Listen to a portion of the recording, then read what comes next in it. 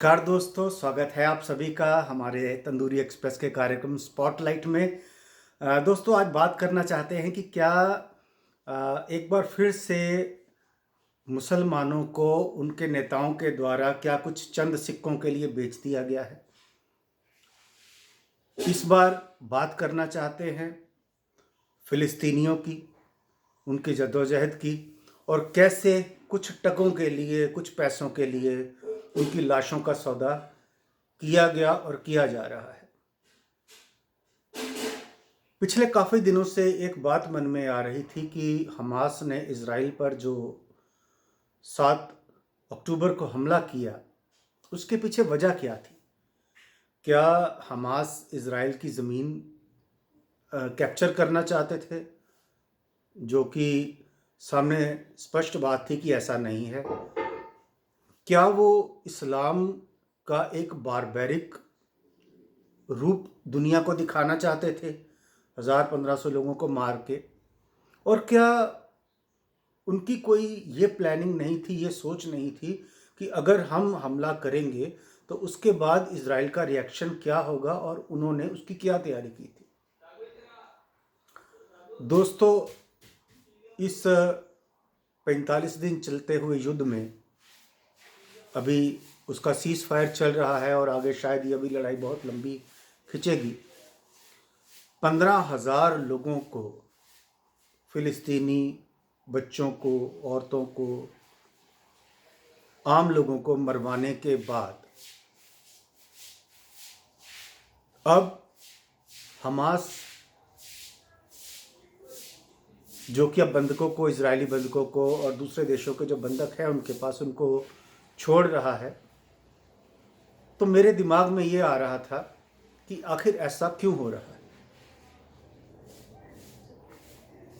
अभी 2 दिन पहले की बात है, इज़राइल ने एलन मस्क को कहा कि आप, क्षमा कीजिएगा, हमास ने एलन मस्क को ये कहा कि आप गाज़ा में आकर देखिए कि कितनी तबाही हुई है। जिन लोगों के खिलाफ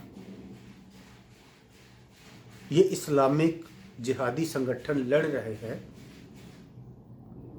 आखिर उन्हीं को ये अपनी बर्बादी क्यों दिखाना चाहते हैं? क्या एलन मस्क को और जो दूसरे बड़े बिजनेसमैन हैं, इंडस्ट्रियलिस्ट हैं अमेरिका, वेस्टर्न कंट्रीज़ में, क्या इन लोगों को अपनी बर्बादी दिखा के या कुछ पैसे लेना चाहते हैं? और अगर कुछ सोर्सेज की बात माने तो बिल्कुल ऐसा ही है। अब जब ये युद्ध की आग थोड़ी सी ठंडी पड़ रही है और लगभग 10 दिनों की बम्बारमेंट में ही जो इज़राइल ने गाज़ा को मटिया मेट कर दिया है, उससे अब हमास जो है घुटनों पर आ गया। कई मुस्लिम देशों में बड़ी, और ख़ास करके हमारे जैसे डेमोक्रेटिक कंट्रीज़ में भी एक बड़ी पॉपुलेशन एक दूसरे को मुबारकबाद दे रही है, मुस्लिम पॉपुलेशन ख़ास करके, कि एक इजरायली को छोड़ के हमने 3 या 4 फ़िलिस्तीनियों को इजराइल के कब्ज़े से रिहा करवा लिया। अरे बेवकूफ़ो, जो 15,000 लोग मारे गए और आपने 1/3 गाज़ा को अपने कब्ज़े से निकलवा दिया। अब आज की डेट में वहाँ पर 1/3 गाज़ा के ऊपर इजराइल का पूरा लोहे का शिकंजा है। तो ये सब क्यों किया? हम पहले भी जानते हैं कि जो हमास के जो बड़े लीडर हैं, वह या तो कतर में बैठे हैं, या तुर्की में बैठे हैं, या ईरान में बैठे हैं, और पूरी दुनिया में ये मांग मांग के पैसा इकट्ठा करते हैं फ़िलिस्तीन के नाम पर, और 20% के लगभग पैसा मोटा मोटा कहा जाता है कि फ़िलिस्तीनियों पर और गाज़ा में खर्च किया जाता है, और बाकी पैसा ये जो लीडरान हैं इनकी जेब में जाता है। जो कतर में बैठे हुए इनके मुख्य संस्थापक हैं, उनकी संपत्ति कहा जाता है कि लगभग $4 बिलियन के आसपास की है।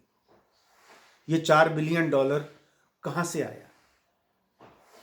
ये इन गरीब मजबूर फ़िलिस्तीनी लोगों को एक झूठा ख्वाब दिखा के, झूठा तो मैं नहीं कहूँगा, लेकिन एक ख्वाब दिखा के उनके बच्चों को मरवा के और उससे उनकी मौतों को दिखाकर दुनिया से पैसा इकट्ठा करके ये लोग अमीर बने हैं। हमास ने ये जो हमला किया उसके पीछे इनको शह किसकी थी? हम सभी जानते हैं और अभी तक ये साबित हो चुका, सामने आ चुका है कि हमास ने इस भरोसे पर हमला किया था कि अगर हम हमला करते हैं तो ईरान, लीबिया, सीरिया, कतर, तुर्की, ये लोग अपनी फ़ौजें भेजेंगे और हमारी मदद करेंगे। लेकिन एक अमेरिका का बेड़ा आया और इन सभी लोगों की हवा निकल गई। वो लोग जो कि कल तक ये कहते थे कि हम फ़िलिस्तीन के साथ हैं, उसके लिए अपनी जान भी दे देंगे, वो कुछ ना कर पाए और केवल ज़ुबानी बयानबाजी दे के या 1, 2, 4 अपने देशों में जुलूस निकाल के ही शांत होकर बैठ गए। मुँह ज़बानी सर्विस तो उन्होंने बहुत करी, लेकिन कोई प्रैक्टिकल कदम नहीं उठाया उन गरीब मजबूर बच्चों के लिए, उन फ़िलिस्तीनियों के लिए जो कि बम्बारमेंट में रोज़ मारे जा रहे थे। आप देख सकते हैं ईरान को, आप देख सकते हैं कतर को, आप देख सकते हैं तुर्की को, और दूर क्यों जाना, आप देखिए हमारे पड़ोसी देश पाकिस्तान को। इतनी ज़्यादा दोगलापन मैंने आज तक कभी नहीं देखा कि बातें करने को तो पाकिस्तान के लीडर और नेता लोग और जो आम पब्लिक है वो ये कहती कि हम फ़िलिस्तीन के लिए जान भी दे देंगे और जुलूस निकाले और क्या कुछ किया, लेकिन यही पाकिस्तान की फ़ौज, पाकिस्तान की सरकार जो है, इसने इज़राइल को उनकी एमुनिशन सप्लाई किया। और ये एमुनिशन किसके लिए था? फ़िलिस्तीनियों पर बम बरसाने के लिए।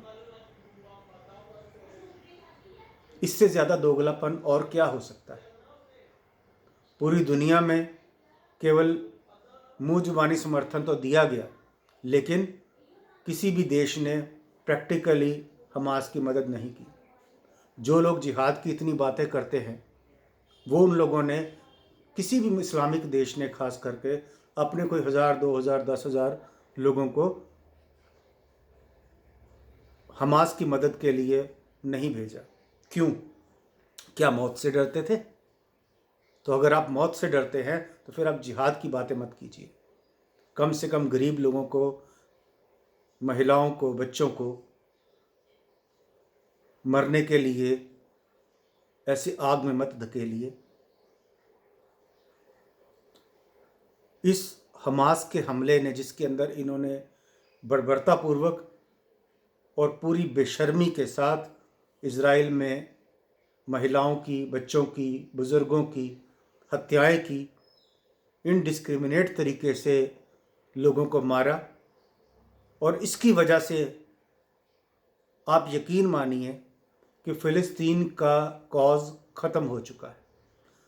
पूरी दुनिया में ये जो बारबेरिक एक्ट था इनका, हमास का, इज़राइल पर हमले का, उसकी वजह से पूरी दुनिया में इस्लाम और इस्लामिक जगत के प्रति, ख़ास करके वेस्ट और यूरोप में, एक डर का और नफ़रत का माहौल पैदा हो चुका है।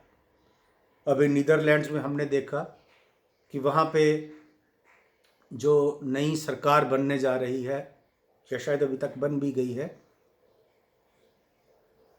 वह लोग खुलेआम कह रहे हैं कि हम अब और शरणार्थियों को और लोगों को अपने देश में नहीं लेंगे। इसी तरह आप देख सकते हैं इटली में भी, फ्रांस में भी, और अब तो अमेरिका में ये खुलकर आमने सामने एक सिविलाइजेशन की लड़ाई बनने जा रही है। अच्छा होता कि हमास इस तरीके के हमले को ना करता। एक सभ्य समाज का जो मैं कह सकता हूँ कि एक सभ्य समाज का जो रूप था, जिसके अंदर हम लोग ये कहते थे कि कुछ लोग तो ख़राब हो सकते हैं इस्लामिक कल्चर के अंदर, लेकिन पूरा समाज ख़राब नहीं है। लेकिन जिस तरह से हमास ने बच्चों की हत्याएं की, और हमने ख़ास करके वो एक लड़की को देखा जिसको कि अर्धनग्न अवस्था में पहले उसके साथ कहा जाता है कि गैंग रेप किया गया, फिर उसको मारा गया, और फिर उसकी लाश को जिस तरह से पूरे गाज़ा में घुमाया गया, और हमने देखा कि आम गाज़ा के लोग, आम फ़िलिस्तीनी लोग उस मृत महिला के शरीर पर थूक रहे थे, उसकी बेइज्जती कर रहे थे। तो दोस्तों, हमास के इस हमले ने फ़िलिस्तीन को बहुत ज़्यादा चोट पहुंचाई है, और उससे भी ज़्यादा चोट इस हमले ने इस्लाम को पहुंचाई है, जिसको कि शांति का धर्म कहा जाता है, शांति का रिलीजन कहा जाता था। अब आम वेस्टर्न कंट्री में, यूरोप के देशों में अब ये हो चुका है कि अगर कुछ हज़ार लोग इज़राइल के अंदर ऐसा कर सकते हैं, तो जो हमारे देश के अंदर जो हज़ारों लोग बैठे हैं, वो यूरोप में, वेस्टर्न कंट्रीज़ के अंदर, यूएस, यूके, कनाडा में ये क्या करेंगे? आने वाला समय हमें बताएगा कि इस हमले का क्या नतीजा हुआ, और क्या ये लड़ाई ख़त्म होगी कि अभी और आगे बढ़ेगी। क्योंकि मुझे ऐसा लगता है कि अभी कई देशों को इस युद्ध का फल भुगतना पड़ेगा।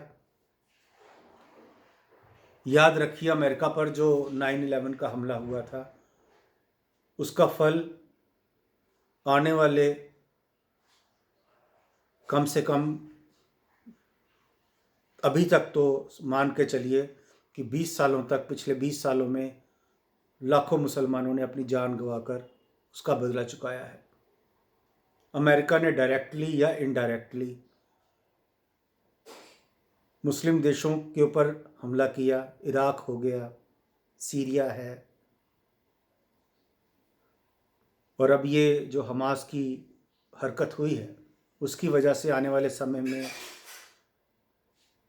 मैं ये मानकर चलता हूँ, और मेरा एनालिसिस ये कहता है कि बहुत जल्दी आप कतर, तुर्की, लीबिया और ईरान पर भी बड़ी कार्रवाइयाँ देखेंगे आने वाले कुछ समय में।